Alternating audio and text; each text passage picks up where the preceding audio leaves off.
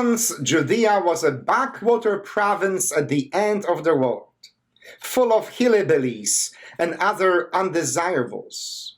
Even their capital was not on par with the Roman standards, and the governors sent there by the emperor did not reside in Jerusalem. Pontius Pilate, for example, during his tenure as the governor of Judea, lived in a modern and elegant palace built for him in the beautiful seaside town of Caesarea Maritima. Yes, named so in honor of the Caesar, of course. Jerusalem was simply too crowded, too hostile, and too provincial. But several times every year, especially during holy days, when emotions ran high and the subjugated Jews burned with revolutionary zeal, the Roman governor made the 60-mile journey to Jerusalem, accompanied by hundreds of Roman troops to remind the local population who is in control, that Rome is their master.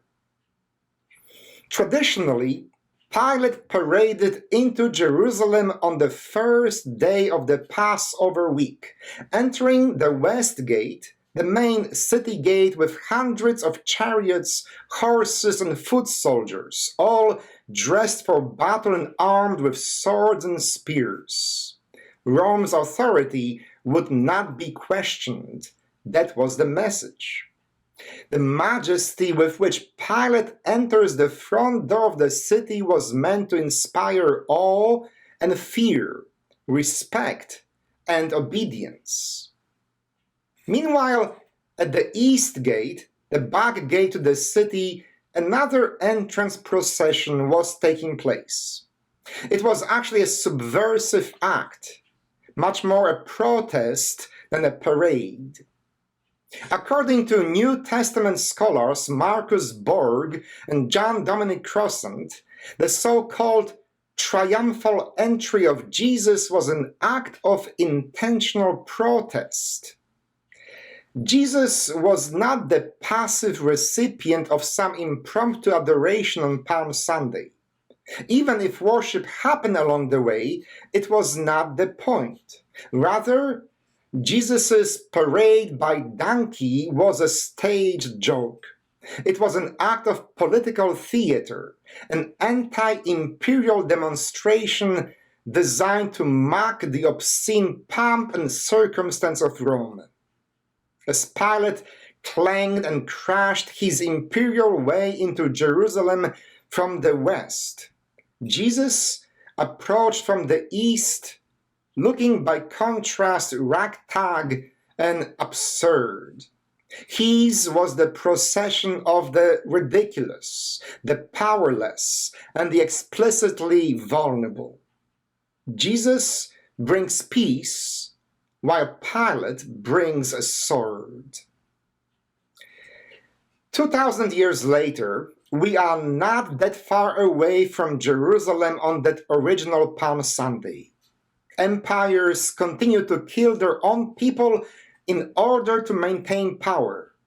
Refugees crowd into filthy camps because no one will take them in. Governments allow police brutality, mass incarceration, and poisonous water pouring into poor communities because the poor cannot fight back. Banks and corporations have free rein to destroy our environment and gamble with our economy because wealth and power have always been synonymous. 2 processions, 2 kingdoms, 2 symbolic journeys to Jerusalem. At some point, we all have a choice to make: stallion or donkey, parade or protest.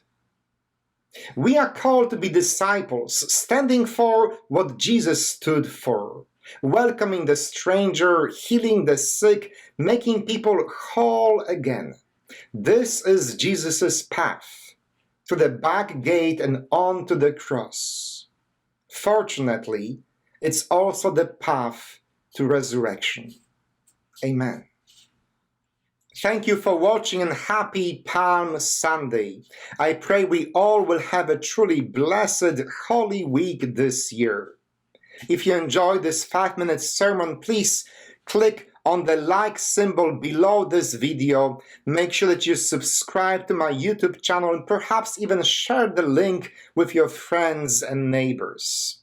Thank you, and may God bless each one of us every single day.